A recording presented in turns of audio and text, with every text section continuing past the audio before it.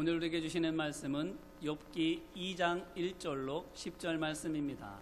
또 하루는 하나님의 아들들이 와서 여호와 앞에 서고 사탄도 그들 가운데에 와서 여호와 앞에 서니 여호와께서 사탄에게 이르시되 내가 어디서 왔느냐?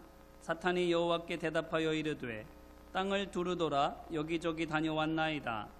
여호와께서 사탄에게 이르시되 내가 내 종 욥을 주의하여 보았느냐? 그와 같이 온전하고 정직하여 하나님을 경외하며 악에서 떠난 자가 세상에 없느니라. 내가 나를 충동하여 까닭없이 그를 치게 하였어도 그가 여전히 자기의 온전함을 굳게 지켰느니라. 사탄이 여호와께 대답하여 이르되 가죽으로 가죽을 바꾸오니 사람이 그의 모든 소유물로 자기의 생명을 바꾸올지라. 이에 주의 손을 펴서 그의 뼈와 살을 치소서. 그리하시면 틀림없이 주를 향하여 욕하지 않겠나이까. 여호와께서 사탄에게 이르시되 내가 그를 내 손에 맡기노라. 다만 그의 생명은 해하지 말지니라. 사탄이 이에 여호와 앞에서 물러가서 욥을 쳐서 그의 발바닥에서 정수리까지 종기가 나게 한지라. 욥이 제 가운데 앉아서 질그릇 조각을 가져다가 몸을 긁고 있더니 그의 아내가 그에게 이르되 당신이 그래도 자기의 온전함을 굳게 지키느냐? 하나님을 욕하고 죽으라. 그가 이르되 그대의 말이 한 어리석은 여자의 말 같도다. 우리가 하나님께 복을 받았은즉 화도 받지 아니하겠느냐 하고 이 모든 일에 욥이 입술로 범죄하지 아니하니라. 아멘. 오늘 본문은 욥을 참소하는 사탄과 그 사탄의 손에 욥을 맡기시는 하나님에 관한 말씀입니다. 욥은 욥기 서두인 1장 1절에 있는 것처럼 우스 땅에 사는 사람입니다. 이곳은 하나님께서 거룩한 백성으로 택하신 이스라엘 자손의 땅이 아니라 에돔 족속의 땅, 곧 야곱의 형인 에서의 후손으로서 이스라엘 자손과는 사촌지간인 사람들이 살고 있는 땅입니다. 그러므로 욥은 약속의 땅을 유업으로 받을 아브라함의 후예이지만 에서 곧 하나님 말씀에 불순종해서 그 복을 잃어버린 사람들의 후손인 것입니다. 그런데 오늘 말씀에서 이 욥이 어떻다고 말하고 있습니까? 3절 말씀을 보니 하나님께서 내 종이라 부르시면서 그를 향하여 온전하고 정직하여 하나님을 경외하며 악에서 떠난 사람이라고 말씀하십니다. 하나님의 백성 이스라엘에게 하실 칭찬을 이방 사람과 다를 바 없는 욥에게 하고 계신 것입니다. 이것이 무엇을 뜻하는 것입니까? 택함받은 하나님의 백성이 아니라 할지라도 얼마든지 하나님께서는 의롭다고 인정하실 수 있다라는 것입니까? 아닙니다. 그러면 무엇입니까? 이것을 보다 잘 이해하려면 누가복음 10장 25절로 37절에 나오는 선한 사마리아인의 비유를 보게 되면 됩니다. 이 비유의 내용은 잘 아시겠지만 한 유대인이 길에서 강도를 만나 죽도록 맞고 버려졌는데 한 제사장이 초주검 상태인 그를 보고 피하여 지나가고 또한 한 레위인도 피해서 지나갔지만 한 사마리아 사람은 그를 보고 불쌍히 여겨 가까이 다가가서 응급처치를 해주고 그리고 가까운 주막에 데려가서 돌봐주었을 뿐만 아니라 주인에게 내가 일을 마치고 돌아오는 길에 들러서 비용을 지불할 테니 그때까지 이 사람을 잘 돌봐달라고 하면서 치료비까지 준 것입니다. 예수님께서 이 비유를 누구에게 또한 무슨 목적으로 말씀하셨습니까? 누가복음 10장 25절로 29절 말씀을 보니 영생을 얻기 위한 길에 대하여 여쭈면서 예수님을 시험하고 있는 한 율법교사에게 내 이웃을 너 자신같이 사랑하라는 율법의 명령을 어떻게 지켜 행해야 하는지를 알려주시려고 말씀하시는 것입니다. 그러므로 사마리아 사람을 이 비유의 주인공으로 삼으신 것은 말하자면 의인이라 자부하는 유대 사람들로부터 죄인으로 멸시당하고 있음에도 불구하고 사마리아 사람이 그의 박해자에게 베푼 이 사랑이 바로 구원받아 영생을 얻은 하나님의 백성이 해야 할 일임을 말씀하시기 위해서입니다. 핍박당하는 와중에도 억울함과 증오를 내려놓고 사랑해야 한다라는 것입니다. 그러므로 이것을 통해서 보게 되면 온전하고 정직하고 하나님을 경외하며 악에서 떠난 욥이 하나님의 백성인 이스라엘 사람이 아니라 이스라엘 자손들에게 죄인이란 정죄와 남이라는 멸시를 받고 있는 에돔족 속의 사람인 것은 바로 하나님의 백성은 정죄와 멸시 속에서도 온전하고 정직하고 하나님을 경외하며 악에서 떠나야 한다고 말하기 위해서입니다. 곧 다른 민족과 사람들을 핍박하더라도 하나님 앞에서만 신실하면 된다 말하는 것이 아니라 오히려 그 반대로 핍박을 당하더라도 억울함과 증오를 내려놓고 하나님만을 바라보며 거룩하고 의로워야 한다라고 말하고 있는 것입니다. 이것이 바로 하나님께서 기뻐하시고 인정하시는 하나님의 백성의 모습인 것입니다. 이와 같이 욥기의 저자는 하나님의 백성을 박해당하는 사람들로 놓고 말하고 있습니다. 하나님의 백성은 이 세상에서 고난을 당하는 사람들이라 하는 것입니다. 왜 그렇습니까? 어째서 하나님의 백성은 이 세상에서 고난을 당해야만 하는 것입니까? 오늘 말씀을 보니 어떻습니까? 하나님 앞에서 사탄이 욥을 참소하고 있지 않습니까? 그래서 욥으로 하여금 고난받게 하지 않습니까? 왜 그렇습니까? 어째서 사탄이 이와 같이 욥을 괴롭히는 것입니까? 별다른 이유가 없습니다. 그저 하나님께서 욥을 사랑하시고 인정하시기 때문입니다. 3절에서 볼 수 있는 것처럼 하나님께서 욥을 내 종이라고 하시는 것이 싫기 때문인 것입니다. 그래서 어떻게든 욥이 하나님을 실망시켜서 하나님께로부터 버림받게 하고 싶은 것이고 하나님의 종이 아닌 자신의 종으로 삼고 싶은 것입니다. 그러므로 이것을 통해서 무엇을 알 수 있습니까? 첫째는 하나님께서 보시기에 좋은 것은 사탄이 보더라도 좋다라는 것입니다. 보십시오. 하나님께서 욥을 의롭다고 칭찬하시는데 사탄이 그것에 대해서 아니라고 부정합니까? 아닙니다. 욥의 의로움에 대해서는 토달지 않습니다. 욥이 의롭다고 사탄도 인정하고 있는 것입니다. 그럼 어떻게 합니까? 그저 욥의 의도를, 욥이 하나님을 잘 섬기고 의롭게 행하는 그 목적이 다른 데 있다라고 왜곡하고 있습니다. 뭐라고 왜곡합니까? 4절로 5절 말씀입니다. 사탄이 여호와께 대답하여 이르되 가죽으로 가죽을 바꾸오니 사람이 그의 모든 소유물로 자기의 생명을 바꾸올지라. 이제 주의 손을 펴서 그의 뼈와 살을 치소서. 그리하시면 틀림없이 주를 향하여 욕하지 않겠나이까. 아멘. 이것이 무슨 뜻입니까? 쉽게 말해서 대가가 있으니까 그만큼 투자하는 것이다 라는 겁니다. 하나님께서 복을 주시기 때문에 욥이 하나님을 섬기는 것이고, 그러므로 만약 복을 거두어 가시면 더 이상 욥은 하나님을 섬기지 않는다라고 말하고 있는 것입니다. 그러므로 사탄도 좋은 것은 좋은 줄 압니다. 진리를 모르지 않습니다.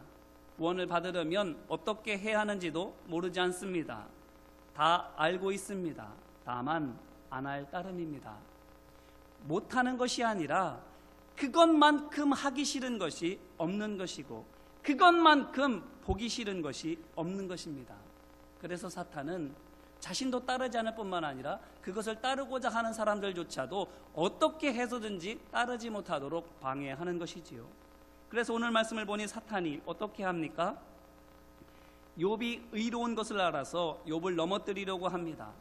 시험과 환난을 통해서 하나님의 백성을 하나님에게서 빼앗으려고 하는 것입니다. 그러므로 이것을 통해서 우리는 무엇을 다시 한번 확인할 수 있습니까? 오늘 우리의 삶 가운데에서 시험과 환난이 있는 것은 곧 우리가 하나님을 아버지로 믿고 있고 예수님을 나의 그리스도로 고백하고 있음에도 불구하고 인생의 풍랑을 만나게 되는 것은 어쩌면 우리 안에 있는 영원한 복을 사탄이 보고 탐내고 있기 때문인 줄로 믿습니다. 그렇기 때문에 이것을 예수님께서도 마태복음 24장 24절에서 거짓 그리스도들과 거짓 선지자들이 일어나 큰 표적과 기사를 보여 할 수만 있으면 택하신 자들도 미혹하리라고 경고하시는 것입니다. 그러므로 환난이 있을 때에 당장의 고통 때문에 불평하거나 탄식하지 말고 먼저 기뻐하며 감사해야 할 줄로 믿습니다. 왜 그렇습니까? 우리 안에 사탄도 가지고 싶어서 안달이 날 만큼 귀한 것이 있기 때문입니다. 우리가 바로 구원받은 하나님의 자녀이기 때문인 것입니다.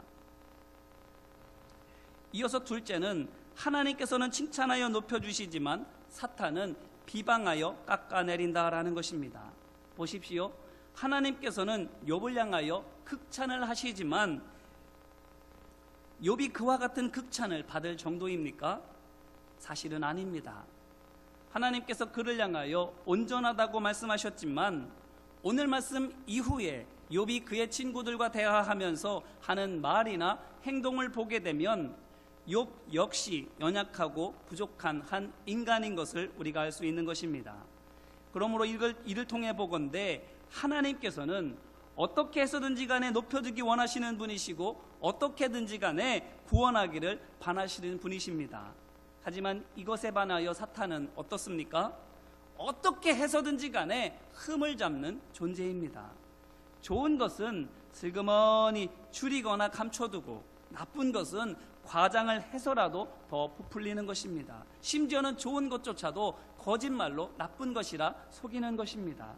그러니 5절 말씀에서도 틀림없이 주를 향하여 욕하지 않겠습니까? 라고 강하게 주장하는 것입니다. 하나님께 욥의 뼈와 살을 치라고 토발하면서 부추기고 있는 것입니다. 이제 이 말씀으로 우리 자신을 돌아보기를 간절히 바랍니다. 우리는 어떻습니까? 믿음의 백성으로서 우리의 삶 가운데에 고난과 시련이 있습니까? 그 고난과 시련 때문에 어떻게 생각하십니까? 너무나도 답답하고 불평스럽고 탄식스럽습니까? 그래서 기도도 할 수 없고 찬양도 할 수 없고 하나님의 일도 할 수가 없습니까? 바라기는 이 시련이 사탄이 우리에게는 귀한 것을 빼앗으려고 하는 것임을 기억하는 우리 모두가 되기를 주님의 이름으로 기원합니다. 그러면 어떻게 해야 할까요? 빼앗기도록 놔둬야 할까요? 가져가라고 내어주어야 할까요? 아닙니다. 지켜야 할 줄로 믿습니다. 우리의 마음을 지키고 우리의 생각을 지키고 우리의 감정을 지켜가며 하나님만 바라보며 믿음으로 나아갈 수 있도록 힘써야 하는 줄로 믿습니다. 말씀 안에서 오직 승리를 거두기 위하여 결단하고 순종해 나아가는 우리 모두가 되기를 주님의 이름으로 축원합니다. 오늘 말씀을 보니 그래서 욥이 사단으로부터 고난을 당합니다. 그가 당하는 고난이 그러면 무엇입니까? 5절로 7절 말씀입니다. 이제 주의 손을 펴서 그의 뼈와 살을 치소서. 그리하시면 틀림없이 주를 향하여 욕하지 않겠나이까. 여호와께서 사탄에게 이르시되 내가 그를 내 손에 맡기노라. 다만 그의 생명은 해하지 말지니라. 사탄이 이에 여호와 앞에서 물러가서 욥을 쳐서 그의 발바닥에서 정수리까지 종기가 나게 한지라. 아멘. 그가 당하는 고난이 어떤 것입니까? 한마디로 뼈를 꺾고 살을 치는 고통입니다. 그런데 이것을 하나님께서 어떻게 하셨다라고 합니까? 사탄의 요구를 하나님께서 허락하셨다 이렇게 말씀하십니다. 자, 이것이 무엇을 의미합니까? 이것만 생각하면 그냥 억울합니다. 너무나도 답답하고 원망스럽기까지 합니다. 왜 사탄이 우리를 고난을 주려고 하는데 그것을 하나님께서 허락하시는지, 도대체 누구를 위한 하나님이신지 원망스럽게 되는 것입니다. 하지만 사탄이 정말로 무엇을 하려고 원하는지를 알게 되면, 그리고 하나님께서 이것을 통해서 얻고자 하시는 것이 무엇인지를 우리가 생각하면 그리 원망할 것만은 아닌 것을 우리가 알 수 있습니다. 생각해 보십시오. 사탄이 하나님의 백성에게 어떻게 하기를 원합니까? 그저 고통을 주는 것만으로 만족합니까? 아닙니다. 죽이고도 싶어 합니다. 그렇기 때문에 요한복음 10장을 보면 예수님께서 사탄에 대해서 말씀하시기를 멸망시키고 죽이러 왔다라고 말씀하시는 것입니다. 우리로 하여금 그저 넘어지는 것을 보고 낄낄거리려고 온 것이 아니라는 것입니다. 죽여서 완전히 멸망시켜서 자기의 것으로 삼으려고 왔다라는 것입니다. 그러니 사탄이 욥에게 무엇을 하고 싶어 하는 것입니까? 죽이고 싶은 것입니다. 죽이고 싶은 것입니다. 사탄은 어떻게 해서든지 간 하나님께로부터 빼앗을 수만 있다면 죽이는 것조차도 양심의 가책을 전혀 느끼지를 않는 것입니다. 이것이 바로 사탄이 하는 일이요, 사탄이 원하는 것입니다. 죽이고 멸망시키는 것. 그러니 이것에 대하여 하나님께서는 뭐라고 말씀하신 것입니까? 죽이지는 말라, 이렇게 말씀하시는 거예요. 욥의 생명을 보장해 주시는 것입니다. 이것이 무엇을 의미합니까? 사탄이 주는 시련을 허락해 주셨다라는 것에 방점이 있는 것이 아니라 사탄의 계략을 제한하셨다라는 데에 방점이 있다라는 것입니다. 하나님께서는 사탄으로 하여금 욥을 죽이려고 하는 그 본래의 목적을 달성하지 못하도록 막아주신 것입니다. 이것을 통해서, 곧 살아있게 함을 통해서 하나님께서 이제 일하시려고 하시는 것입니다. 왜 그렇습니까? 하나님께서 생각하시는 것은 이것입니다. 사람만 있으면 된다. 사람만 있으면 된다라는 겁니다. 왜 그렇습니까? 하나님의 역사는 사람의 손으로 하는 것도 아니고 사람의 협력이 있어야만 이루어지는 것이 아니라 하나님께서 하시는 것이기 때문입니다. 그렇기 때문에 사람만 있으면 하나님께서 일하시군, 그러면 고난이라고 하는 것은 하나님 보시기에는 아무 문제가 아닌 것입니다. 그렇기에 하나님께서 사탄에게 많은 것을 양보하신 것처럼 보여지지만 사실은 아무것도 잃어버린 것이, 아무것도 양보하신 것이 없으신 것입니다. 하나님께서는 아무것도 포기하지 않으셨습니다. 사람만 있으면 하나님께서는 다 하실 수 있는 것입니다. 이와 같이 해서 사탄이 욥에게 어떻게 합니까? 살을 치고 뼈를 꺾는 고통을 줍니다. 그러면 살을 치고 뼈를 꺾는 이 고통이 무엇을 의미합니까? 먼저 살을 치는 것은 오늘 말씀을 보게 되면 그에게 육신의 질병을 가져다 준 것이지요. 8절 말씀을 보니 제 가운데 앉아서 질그릇 조각을 가져다가 몸을 벅벅 긁고 있지 않습니까? 육신의 질병으로 말미암아서 고통을 당하는 것입니다. 이것이 바로 살을 치는 것이다. 오늘 말씀은 우리에게 말씀하고 있는 것이지요. 그러면 뼈를 치는 것은 무엇입니까? 오늘 말씀에는 나와 있지는 않지만 그 뒤를 보게 되면 이렇게 말하고 있습니다. 11절 말씀입니다. 그때에 욥의 친구 세 사람이 이 모든 재앙이 그에게 내렸다 함을 듣고 각각 자기 지역에서부터 이르렀으니 곧 대만 사람 엘리바스와 수아 사람 빌닷과 나아마 사람 소발이라. 그들이 욥을 위문하고 위로하려 하여 서로 약속하고 오더니. 아멘. 자, 보십시오. 욥의 친구들이 옵니다. 그런데 말씀을 보게 되면 위문하고 위로하러 왔다 이렇게 말하고 있는데 정작 이들이 욥에게 와서 한 일이 위문이고 위로입니까? 아닙니다. 오히려 그 반대입니다.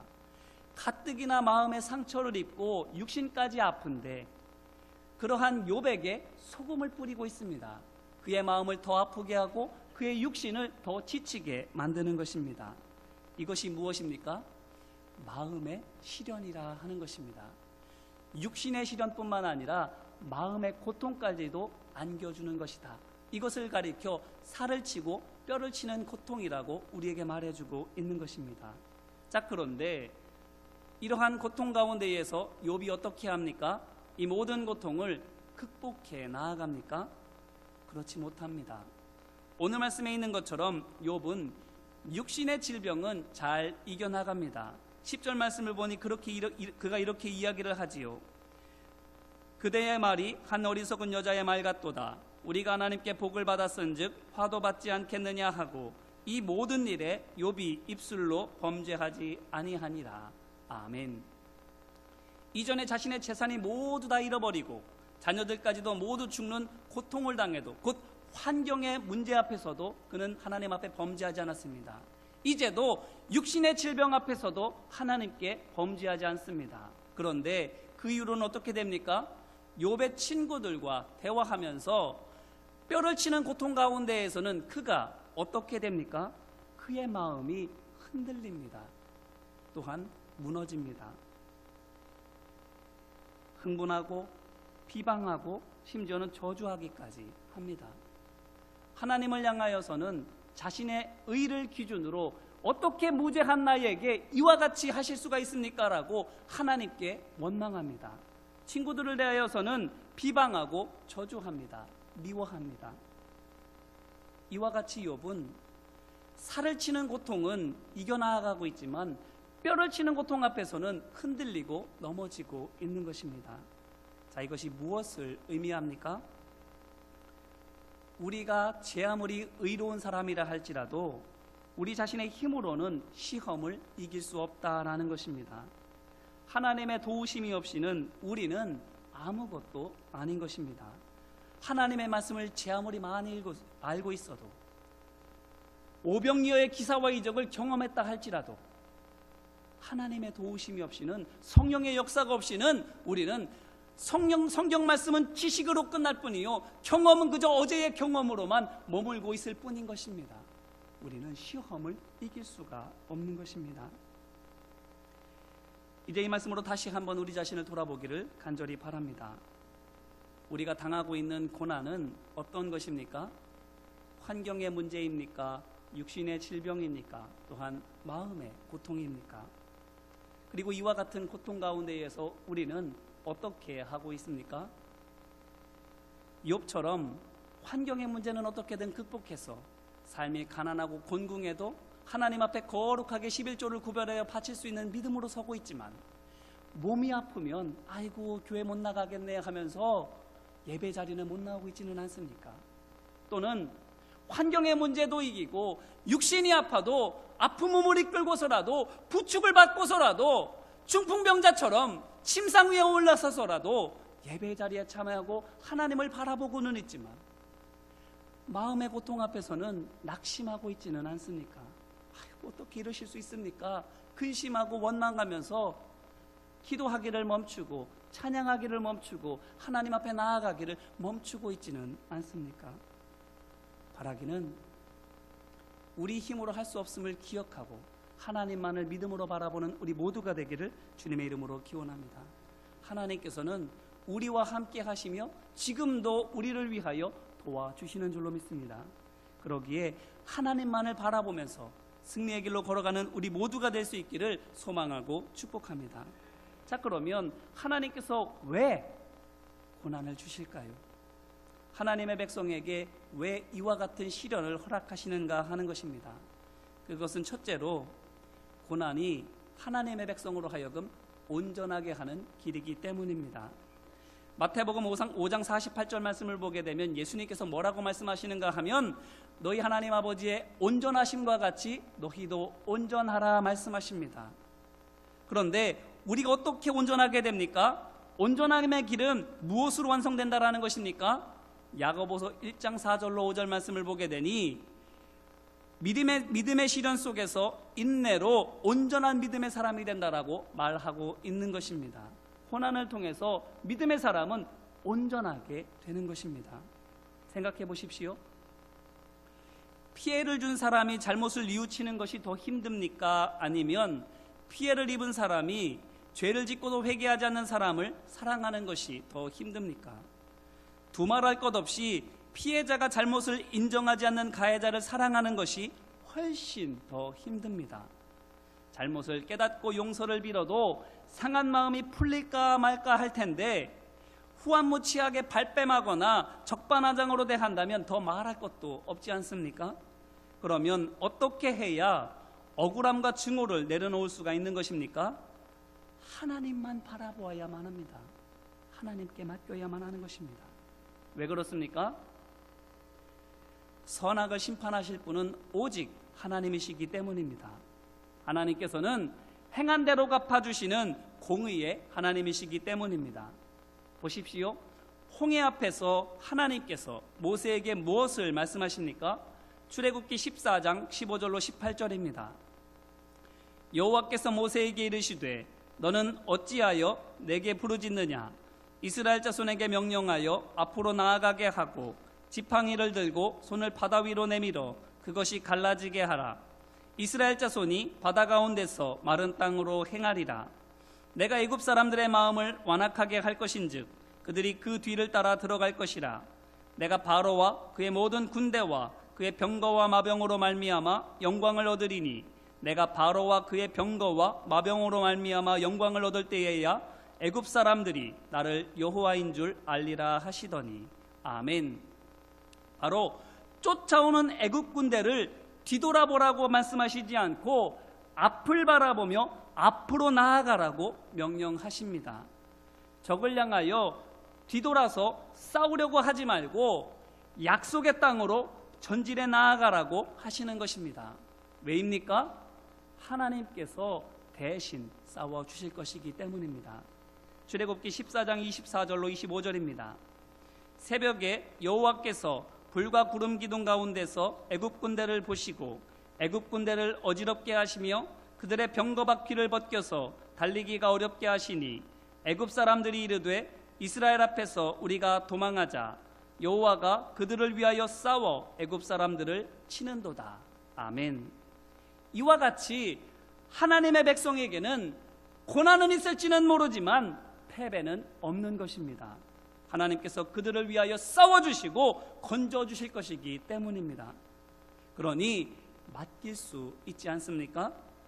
우리가 싸워야 할 믿음의 싸움도, 우리 앞에 펼쳐질 우리의 앞날도 온전히 하나님의 손에 내어 맡길 수 있지 않습니까? 아니, 사랑할 수 또한 있지 않습니까? 그리고 사랑해야 하지 않습니까? 왜냐하면 애굽 왕이 자기 노예였던 이스라엘 자손을 포기하지 못해서 하나님의 징계를 받았음에도 불구하고 욕심을 부려서 군사를 보내 되찾아오려고 하지 않습니까? 그런데 그 하나님께서 그것에 대해서 어떻게 하십니까?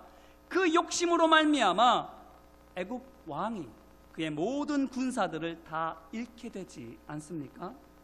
그러므로 이제 다시 한번 이 말씀으로 우리 자신을 돌아보게 되기를 간절히 바랍니다. 우리는 어떻습니까? 고난 중에도 살을 치고 뼈를 꺾는 고통 가운데에도 우리는 하나님께 맡기고 있습니까? 아니면 내가 해보려고 또 누군가의 도움을 받으려고 움켜쥐고 있습니까? 바라기는 하나님을 믿고 의지하는 우리 모두가 되기를 주님의 이름으로 기원합니다. 하지만 우리는 욥처럼 흔들리고 넘어질 수가 있습니다. 욥처럼 육신의 고통은 잘 견뎌내더라도 마음의 고통은 이기지 못할 수 있고, 심지어는 육신의 문제뿐만 아니라 환경의 문제조차도 넘어서지 못할 수도 있습니다. 그렇지만 그럼에도 불구하고 우리가 낙심하지 말아야 될 것이 무엇이라고 말씀드렸습니까? 우리의 힘과 노력으로 구원받는 것이 아니라 하나님의 역사하심으로 구원이 이루어지기 때문입니다. 그러므로 믿음의 백성이 핍박을 당하더라도 억울함과 증오를 내려놓고 하나님만을 바라보면서 거룩하고 의로워야 하는데, 어떻게 이렇게 할 수 있다라는 것입니까? 욥을 통해서 배우라 하는 것입니다. 살을 치는 시험에서는 이겼어도 뼈를 깎는 시험에서는 흔들렸지만 하나님께서 그를 버리셨다, 안 버리셨다? 안 버리셨다라는 것입니다. 그로 하여금 회개하고는 더 큰 믿음의 사람이 되도록 이끌어 주셨다라는 것입니다. 하나님께서 하시는 것입니다. 우리는 실수하고 실패할 수 있습니다. 결단했어도 또다시 넘어질 수 있습니다. 일어난 뒤에도 곧바로 다시 넘어질 수 있습니다. 하지만 욥처럼 내가 넘어섰느냐 넘어졌느냐 이것만을 바라보는 것이 아니라, 그럼에도 불구하고 하나님께서는 죄인을 향하여 긍휼을 베푸신다라고 하는 이 믿음만을 붙잡고 있으면, 하나님께서 그의 모든 실수와 넘어짐에도 불구하고 일으켜 세워주시고 끝내는 성공하게 하신 것처럼 우리도 또한 하나님께서 건져주시고 새롭게 하여 주실 줄로 믿습니다. 또한 생각해 보시기를 바랍니다. 욥이 뼈를 깎는 시험을 당하고 있는데 여기에서는 넘어지지요. 그 뼈를 깎는 시험이 무엇이라고 했습니까? 누구로부터 당하고 있습니까? 가까운 친구들입니다. 위로해 주어야 될 사람들이요, 안아주어야 될 사람들이요, 손을 붙잡고 이끌어 주어야 할 사람들인데, 오히려 그들에게서 더 큰 시험을, 정말로 감당할 수 없는 어려움을 당하고 있는 것입니다. 자, 이것을 통해서 또한 우리는 무엇을 알 수 있는 것입니까? 우리가 어떤 사람이 되어야 하겠는가라는 것입니다. 우리와 함께 있는 사람, 가까운 믿음의 형제자매들에게 욥의 친구들처럼 뼈를 꺾는 고통을 주는 사람이 되어야 하겠는가? 아니면 그와 같은 고통이 있다 할지라도 일어설 수 있도록 붙잡아주는 좋은 친구가, 믿음의 동역자가 되어야 하겠는가 하는 것입니다.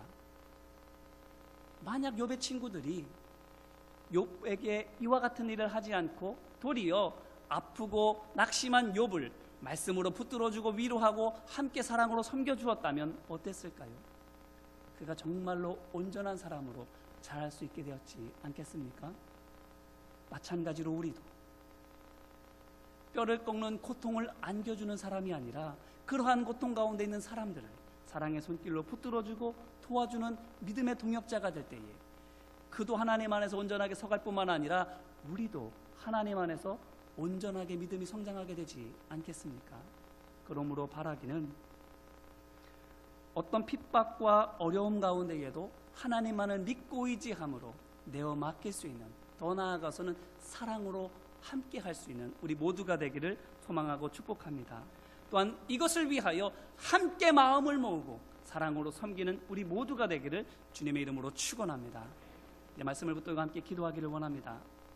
잠깐이나마 말씀을 가지고 함께 기도하기를 원합니다. 먼저는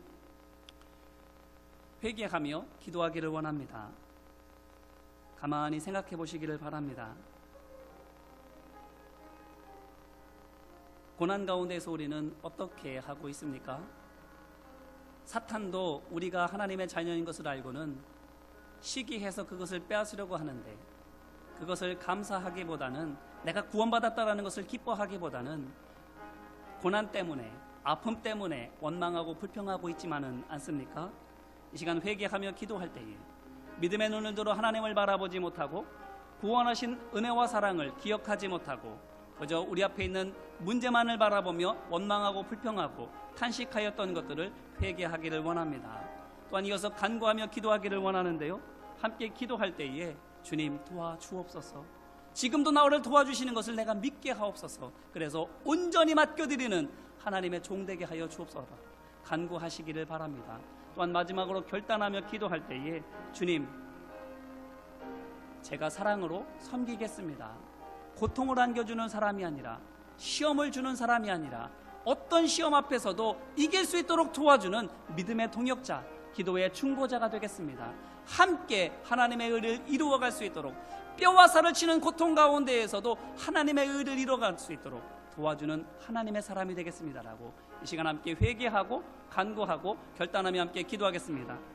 은혜와 사랑 많으신 아버지 하나님, 고통 가운데서 우리는 어떤 사람입니까? 고통이 있는 것은 사단이 우리로 하여금 하나님의 자녀인 것을 알고는 그것을 빼앗으려고 고난을 주기 위함입니다. 그렇기에 우리는 고난으로 말미암아 당장 원망하고 탄식하기보다는 내가 구원받았다라는 것을 이것으로 증표로 삼고 기뻐하고 감사해야 할 줄로 믿습니다. 그래서 야고보가 말한 것처럼 믿음의 시련 앞에서 온전히 기뻐하고 감사하며 인내함으로 온전함을 이루어가기를 힘쓰는 우리 모두가 되어야 할 줄로 믿습니다. 아버지 하나님, 그럼에도 불구하고 문제만을 바라보며 사람만을 바라보며 환경만을 바라보며 나 자신을 바라보며 원망하고 불평하고 탄식하였습니다. 주님, 불쌍히 여겨 주시옵소서, 용서하여 주시옵시고 이 시간 간구하며 기도하오니 믿음의 담대함을 허락하여 주시옵소서. 하나님께서 나와 함께 하시고 나를 돕고 계신다라는 것을, 죄인을 긍휼히 여겨주셔서 사랑의 손길로 인도하기를 원하신다라는 것을 믿음으로 붙잡을 수 있도록 아버지 하나님 함께하여 주시옵소서. 믿음의 담대함 가운데에서 눈을 들어 주님만을 바라보며 의지할 수 있도록 주님 역사하여 주시옵소서. 이에 이 믿음을 가지고 결단합니다. 주님, 내가 믿음으로 서겠습니다. 내가 설 수 없는 상황 가운데 있다 할지라도, 믿을 수 없는 조건 가운데에서도, 순정할 수 없는 극한의 상황 가운데에서도 나는 넘어진다 할지라도 다시 일어서겠습니다. 넘어지고 또 넘어져도 다시 일어나겠습니다. 오직 주님만을 바라보겠습니다. 그리고 넘어지는 하나님의 백성들을 나를 일으켜 세워주시는 주님처럼 돌봐주고 섬기기를 원합니다. 욥의 친구들처럼 시험을 주는 사람이 아니라 어떤 시험이 있다 할지라도 그것을 위하여 섬겨주고 도와주고 일어설 수 있도록 함께 해주는 믿음의 동역자요 기도의 중보자가 되기를 원합니다. 아버지 하나님 함께하여 주셔서 나로 말미암아 하나님의 백성들이 일어서게 하여 주시옵시고 하나님의 영광을 누릴 수 있도록 함께하여 주시옵소서. 주님, 이와 같이 회개하며 기도하니 아버지 하나님 역사하시고 인도하여 주시옵소서. 주님, 붙들어 주시옵소서.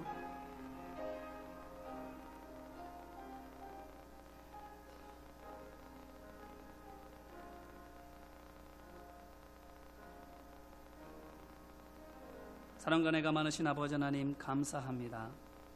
고난 앞에서 원망하고 불평하기보다 그 고난을 통하여 내가 구원받았음을 감사하는 믿음의 대장부된 우리 모두가 되게 하여 주옵소서.